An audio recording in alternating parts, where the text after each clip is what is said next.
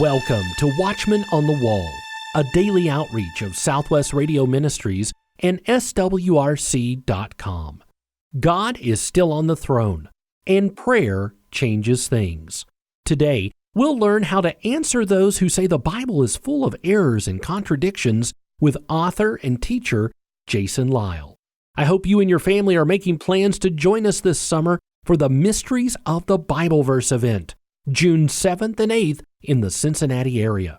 The lineup of speakers is amazing, and the topics covered will be out of this world. Derek Gilbert, Rudy Landa, Michael Hoggard, Micah Van Huss, and many others. So don't miss the premier event of 2024. For a complete listing of speakers and topics and a link to special hotel rates, visit the events page of our website, swrc.com. Giants, UFOs, dragons, demons, secret societies. Topics your Sunday school teacher didn't talk about. Mysteries of the Bible Verse, June 7th and 8th. Registration is now open with a limited number of VIP packages still available. Visit the events page of our website, swrc.com, and register today. You can also register by calling 1-800-652-1144. That's 1-800-652-1144. Mysteries of the Bible Verse, June 7th and 8th in Cincinnati. You can't trust the Bible. It's full of hundreds of contradictions. Well, that's what we hear from the world, at least. How do we respond? Clayton Van Huss and author Jason Lisle are here to help us answer those who say the Bible is full of errors and contradictions. Welcome to the program. I'm your host today, Clayton Van Huss, and we're so glad you've joined us for Watchman on the Wall. Today we have a very special guest we're excited to talk to. It's someone you've probably heard before, maybe even been to some lectures, and you've certainly seen some of his work. We're going to be talking with Dr. Jason Lisle. Dr. Lisle is an astrophysicist, and he is involved with many different ministries. Dr. Lisle, thank you. We welcome you to the program. Oh, my pleasure. Thank you for having me on. Well, you're quite welcome. All right, you're an astrophysicist. What is that? Well, it's the study of everything beyond Earth, really. It's a pretty broad field. We study the universe, stars, galaxies, black holes, anything. So my specialty is in solar astrophysics. I got my PhD working on the basically weather on the sun. So that was kind of an interesting thing to do. That is. So with astrophysics, you're dealing with things. I see that you were a double major in physics and astronomy with your undergrad. That sounds like some pretty heavy stuff. It is, but I enjoy it. I just, there's something about the universe. I mean, it declares God's glory. There's something that just captured my imagination since I was very, very young, and I love working with that stuff. And physics is about how things work, and I like to know how things work. It's just something that the Lord put in me to explore and enjoy. Yeah, I think that's very interesting that God gave us a universe that has rules. There are laws, there are the way that things work, and all scientists, whether they're Christians, whether they're skeptics, they're going to have to follow those rules. Can you tell us a little bit about maybe how those rules point to a creator? Well, yeah, I mean, there are laws, and there's going to be a lawgiver. The universe obeys mathematical laws. Mathematics is really how God thinks about numbers. If you think about it, that's really what it is. Numbers are abstract. They exist in the mind. Mm-hmm. I mean, you can talk about 1 or 2 oranges, but the 1 or 2, that's conceptual. The oranges are physical, but the number that represents quantity is abstract. It exists in the mind. Now, why is it that the universe, which is physical, obeys mental abstractions like mathematics? Now, I as a Christian can make sense of that because I would argue that mathematics is the way God thinks about numbers, and it's God's mind that is controlling the universe. So, of course, the universe will obey math. But secularists can't really make sense of that. They all take it for granted. They all believe that E equals mc squared and F equals ma, that the universe obeys these mathematical formulae, but they can't account for it on their secular worldview. In fact, there was a Nobel Prize-winning physicist, Eugene Wigner, who wrote a wonderful article on the unreasonable effectiveness of mathematics in the natural sciences, where he tries to discover why is it that the universe, which is physical, obeys mental abstractions like math, and from his secular worldview, he couldn't answer it. Now, the guy's bright. He's a Nobel Prize-winning physicist, But he couldn't answer from a non-Christian worldview why the universe obeys math, whereas every Christian can. We could say that's what we'd expect because we have a God who's communicated to us, who has made us in his image, and so we can think mathematically, and it's that God that upholds the universe. So the universe obeys the laws because we live in a biblical universe where God controls that universe by his mind.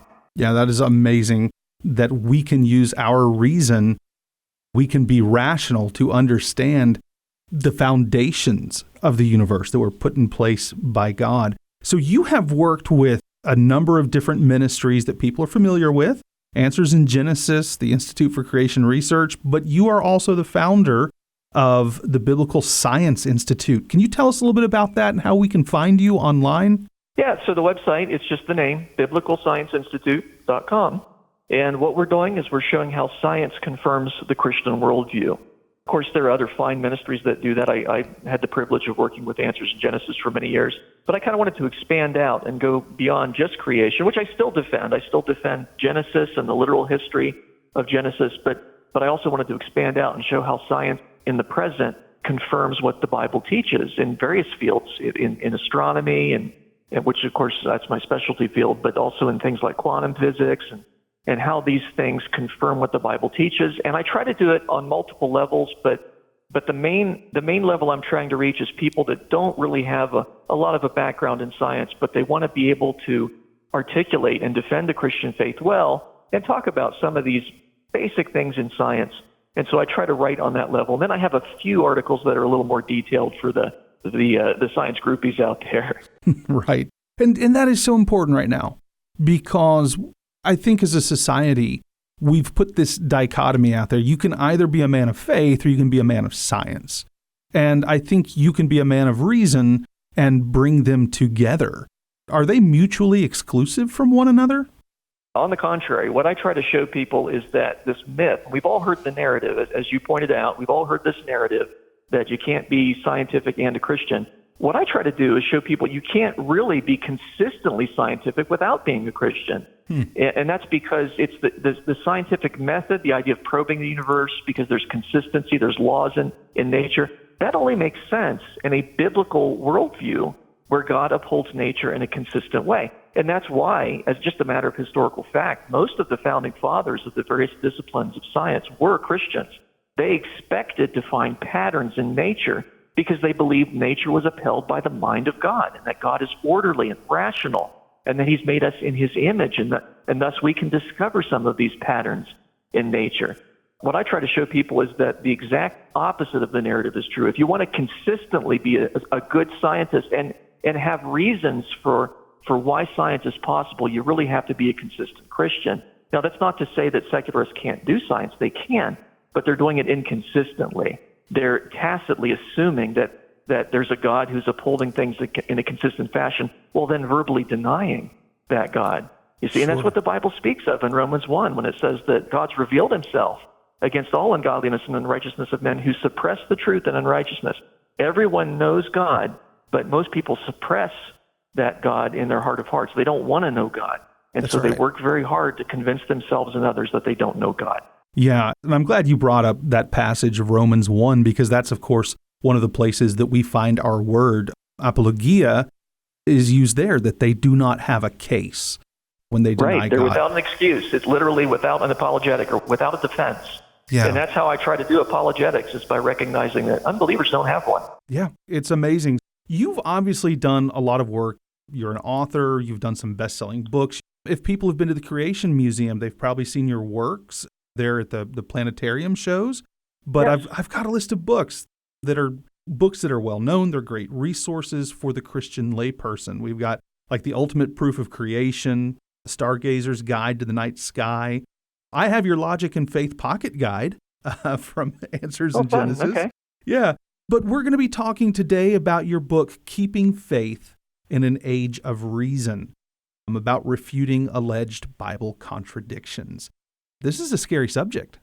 It is, but once you study it, once you really get into it, that fear, I think, dissipates, because we do have a self-consistent Word of God, and it's not going to contradict itself because God is self-consistent. It's just a matter of, can I on the spot refute somebody who claims to have found a contradiction. That's what makes it a little bit scary, because we're all finite and we all make mistakes. But that's what I wanted the book to be helpful with as a resource for someone who comes across someone who claims that the Bible has a contradiction. Absolutely. I know when you come across an argument that you're not sure how to answer at first, it can be very scary. I've learned, though, when that happens, you take the hardest argument first, and if you can knock that one down, the rest of them, they fall in short order. So what is, if we're going to talk about the alleged Bible contradictions, what is something that someone would call a contradiction? What is that? Well, yeah, an actual contradiction is when you make two statements that cannot both be true at the same time, that one is necessarily false if the other is true. And so the way to put it is, if I say A and not A at the same time and in the same sense, that's a contradiction. If I said my car's in the parking lot and it's not the case that my car's in the parking lot, and I mean, I'm referring to the same car and so on at the same time, that would be a contradiction. Mm-hmm. And that can't be true. You can't have A and not A at the same time in the same sense.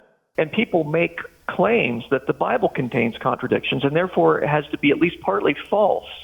And you can see why they would try to make that claim. They would try to refute Christianity that way. Sure. But what I've found is, and the reason for the book is, there was a list floating around the internet of 400 alleged Bible contradictions. And I thought, come on, this is silly. And so I just went through that list one by one, and every claim that was made in that list is answered in this book. So that's why it's got over 400 answers to alleged contradictions, and most of the time it's just people not reading the text carefully. Or they'll say, you'll get two different reports from different people, and the reports differ, but they're not contradictory.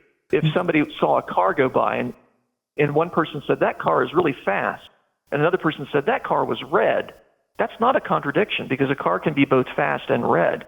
So differences are not necessarily contradictions. A contradiction is A and not A at the same time and in the same sense. And I contend the Bible has no genuine contradiction in anything that it affirms. Right. Anytime that I've looked into them, they just melt. And that's one thing I really like about your book, the way that it's formatted. You've got these supposed contradictions, and you put them in bold, and then you answer them. And they're numbered. But I've noticed that the first thing you do in your answers is you give what kind of a fallacy is behind the claim.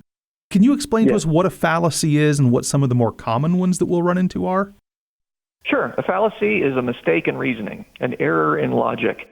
And there are a number of these fallacies, and I've written books on that as well. I think it's helpful for people to know something about fallacies so you won't be fooled by them. One example of a fallacy is an equivocation fallacy, and that's where people change the meaning of a word in the middle of an argument. For example, James 1:13 teaches that God cannot be tempted, but Hebrews 4:15 teaches that Jesus, who is God, was tempted in all things. That's a contradiction. No, because the meaning of the word tempted is different in those two passages. In James 1:13, when it means God can't be tempted, it means he can't be enticed. Tempted can mean enticed, like you want to do something, whereas it can also mean tested. Now, Jesus was tested in all things, but he was never enticed. He never gave in to that. He never wanted to sin. And so that's an example of an equivocation fallacy. Or we have the bifurcation fallacy. The bifurcation fallacy, that's the one that I just gave. If somebody says a car is fast and another person says the car is red, oh, that's a contradiction. No, it's not, because a car can be both fast and red. When somebody says, no, either this or that, either the car is fast or it's red, but it can't be both, that's a bifurcation fallacy, because in fact it can be both. So bifurcation fallacy is basically where you give people a multiple choice test and the right answer is not there. You say either A or B, and you're like, no, it's C, all of the above, right? Sure. So we need to remember that life is not multiple choice. You can write in the correct answer. Those are two just quick examples of logical fallacies, and a lot of the alleged contradictions are resolved when you realize the person making the claim has committed a logical fallacy. Right. I see that. And I see a lot of these where it's just simple things like a failure to read the text carefully, taking things out of context. So as far as the way this book is laid out, some of the answers are longer than others. They'll take up a page, page and a half, that sort of thing. But most of them, you have very simple answers. They're about a paragraph in length or so. Yeah. Is it because so many of the accusations are just simple misunderstandings? What's going on there? Yeah, and then towards the end of the book, I kind of tallied up the mistakes that the critics had made in making these errors, and the most common mistake was simply a failure to read the text carefully or in context. That was by far the most common mistake, where they're just pulling it out of context. They're not being fair to the author, and there are lots of examples of that. Bifurcation was the second most common, where you say either A or B, when in fact it can be both or it can be neither. There's a third option. The third most common was the equivocation fallacy. So, yeah, these are just common mistakes in reasoning, and that's why a lot of the answers didn't need to be very long. And sometimes, if a person makes a mistake that I've covered earlier in more detail, I'll just kind of say, it's this mistake, take a look back at this example. That way I don't have to rewrite the entire answer. It's the same kind of error. So that's one thing that kind of kept the book short. You can read it in a day, really. Oh, yeah. It's not that long. And yet it's a nice book to have on your shelf as a reference in case somebody comes up, because, again, there's over 400 in the book. And so if somebody comes up with an alleged contradiction, the answer is probably in this book. Oh, yeah. I've seen so many in here. And this book's definitely going on my shelf after the interview. It's been sitting on my desk, and I've been looking at it and reading through it. I love how you turn the tables in this book. I don't want to give away all the spoilers, but towards the end, when you say that rather than listing 420 genuine contradictions in Scripture, that the critic has actually given 420 examples of his own incompetence, the lack of comprehension. Isn't that amazing? Yeah, and that's what it has to be that way. It's not like God's going to make any genuine mistakes in his book. So it's just a question of human beings. Anytime a human being challenges God, that's not going to end well for the human being. Right. So here's a question. We've been talking about this book, and there's all sorts of valuable information, a lot of reasoning. Is this the sort of book that your basic Christian can understand, like a layperson who has not been to seminary, has not delved deeply into deep studies? Is it easy for anybody to understand, or is this something I need to study to read? Oh, no, I think it's very easy to read. I intended it to be written on a layman level. I presume no background knowledge of the reader. And in cases where background knowledge is required, I supply it. Say, okay, here's because there are a very few, where I had to go back and look at the original languages. I had to go back and look at the Hebrew and Greek. And when those happen, I explain them. I say, okay, here's what the word is in Hebrew, and you can see why the critic who's not fluent in Hebrew would have made that mistake, but it is a mistake. So there are very few places where that happens. In most cases, the critic just hasn't read the text carefully, and I draw that out. And I'll say, okay, here's why he drew that conclusion, but you can see reading the text, here's what it actually means, and so on. Yeah, it doesn't require any previous knowledge of the Bible or of logic, really. In the introduction to the book, I actually give some of the more common logical fallacies. So even if you don't know anything about logical fallacies, that's explained in the first part of the book, and what a contradiction is, and so on. So you can have very little knowledge and still read the book, and I think be well prepared when the critic comes and claims that there are these alleged contradictions. Let me ask you a question. Was there any contradiction you came across, supposed contradiction, that had you stumped a bit?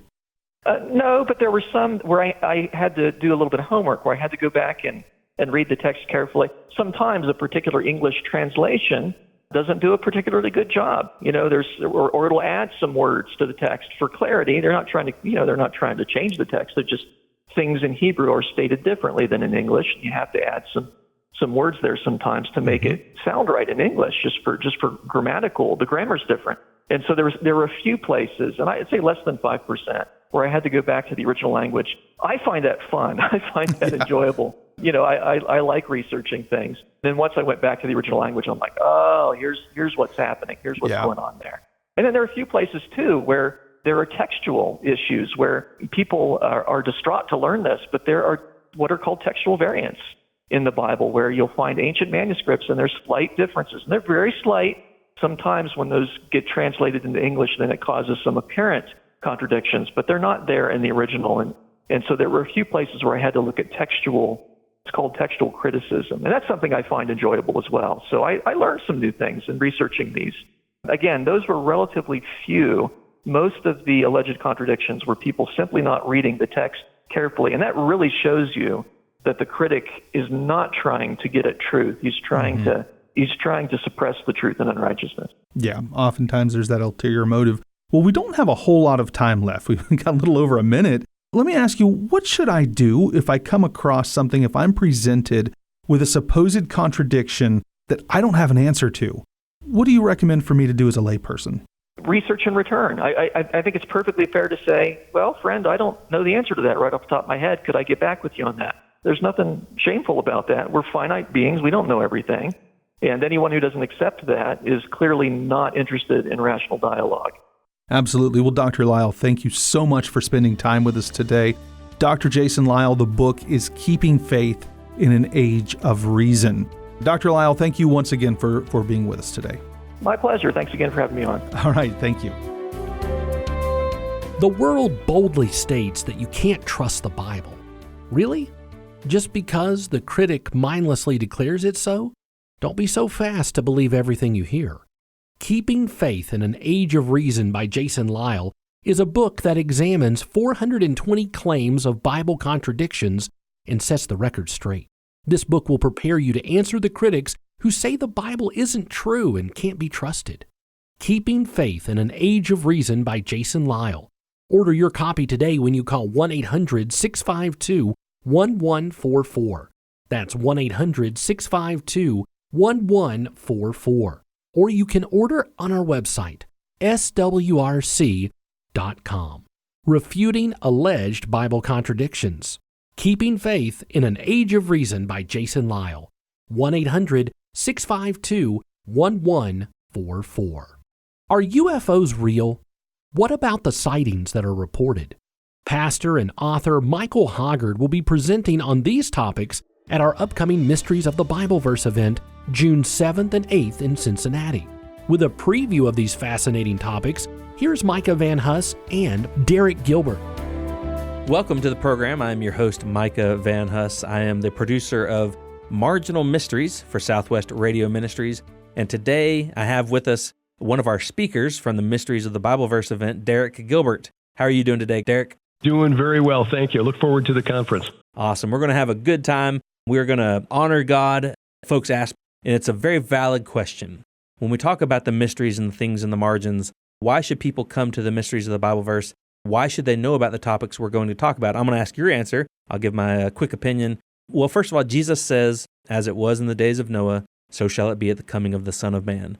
He also says to be ready for his return. So I think in order to be ready for his return, I think it's wise to know what was going on in the days of Noah. And that leads us into some of the mysterious topics, Genesis chapter 6, that Scripture talks about. I also think that if God chose to include something in His Word, that it is worthy of study. Derek, why is it important that we know about these, that we talk about these mysterious things? That's an important question because a lot of people will come to us and say, why do you focus on these weird things like giants and UFOs and stuff? I mean, shouldn't this just all be about Jesus? And the answer is yes, this is all about Jesus. His mission was much broader and much more exciting from a narrative standpoint than what most of us have been taught. And most of us think, okay, he's come to save us from sin, and that's fine. But we all have a tendency to think of ourselves as like the hero in the movie that's playing in our heads. You know, I'm not that bad a person. I'm certainly better than that guy over there, even though we know that we're not supposed to be that way. We kind of are. But the fact is, there are evil intelligences, evil spirit beings, not just demons, but fallen angels who are still active in the world today. And they've been active working against God and His creation since the garden. And when we start digging into the Scriptures, we see that in the original Hebrew, Aramaic, Greek, this battle is clearly in there. The prophets knew it. The apostles knew it. The early church fathers knew it. They knew where demons came from and what they were capable of. They knew that the religions of their pagan neighbors, that the gods of Greece and Rome and Egypt and Canaan were literal entities. We've lost that. And so we're on the battlefield and we're completely unprepared because we think that the gods of the ancient world were just the imaginary friends of the Romans and the Greeks. That's not what the early church believed. That's not what the apostles believed or the Hebrew prophets believed. Let's get back to understanding the world the way they understood it, and maybe we'll have a little better understanding of why things are in the world the way they are. You're listening to Derek Gilbert and Micah Van Huss. We will both be speaking less than a month away at the Mysteries of the Bible Verse event in Cincinnati, Ohio on June 7th and 8th. You can register at marginalmysteries.com, marginalmysteries.com. You can call Southwest Radio Ministries to reserve your ticket, 800-652-1144, 1144. Accompanied children 12 and under are free. What 2 topics are you going to be speaking on at the Mysteries of the Bible Verse? Well, very briefly, I'll be explaining why the concept of giants is not just a fringe topic, but it's really central to understanding Christian theology. It really gets to the heart of what physical resurrection is all about. And Paul made it very clear in 1 Corinthians 15 that that is central to Christian theology. The giants are a key part of that.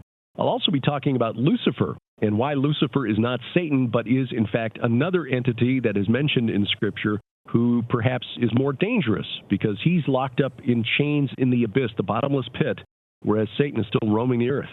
I'm going to tell the folks what I'm going to be talking about, and then I want you to tell us how we can get a hold of you after I'm done with that. So I will be speaking on Friday on my book and presentation, The Earth as It Was, where I talk about my biblically based speculation on what I believe the earth was like before the flood of Noah.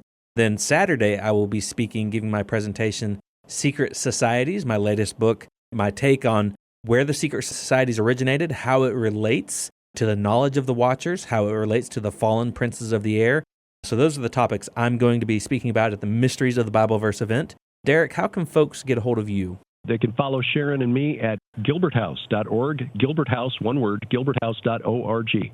Come on out to the Mysteries of the Bible Verse event. That is Cincinnati, Ohio, June 7th and 8th. We're less than a month away now. You can register at marginalmysteries.com, or you can call Southwest Radio Ministries at 800-652-1144. We have other people speaking, including Rudy Landa. He's a filmmaker. We have Michael Hoggard, the UFO pastor, speaking. Greg Patton will be speaking. Mac Dominic, Josh Davis, and Derek Gilbert, and myself. So, Derek, I appreciate you being with us today. It's been an honor. Look forward to meeting you in person. Mysteries of the Bible Verse, June 7th and 8th in the Cincinnati area. The lineup of speakers is amazing, and the topics covered will be out of this world. Derek Gilbert will be there, Rudy Landa, Michael Hoggard, Micah Van Huss, and many, many others. Don't miss the premier event of 2024. For a complete listing of speakers and topics and a link to special hotel rates, visit the events page of our website, swrc.com. The world boldly states that you can't trust the Bible. They say it's full of hundreds of contradictions. Really? Just because the critic mindlessly declares it so? Don't be so fast to believe everything you hear. Keeping Faith in an Age of Reason by Jason Lisle is a book that examines 420 claims of Bible contradictions, and it sets the record straight. Keeping Faith in an Age of Reason by Jason Lisle. Order your copy today when you call 1-800-652-1144. Tomorrow, we debut Dr. Larry Spargimino's brand new book, The Abraham Proclamation. Be sure to tune in on your favorite radio station by downloading our SWRC mobile app or by listening at pray.com. Watchman on the Wall is a production of Southwest Radio Ministries and is supported by faithful listeners like you. Visit swrc.org.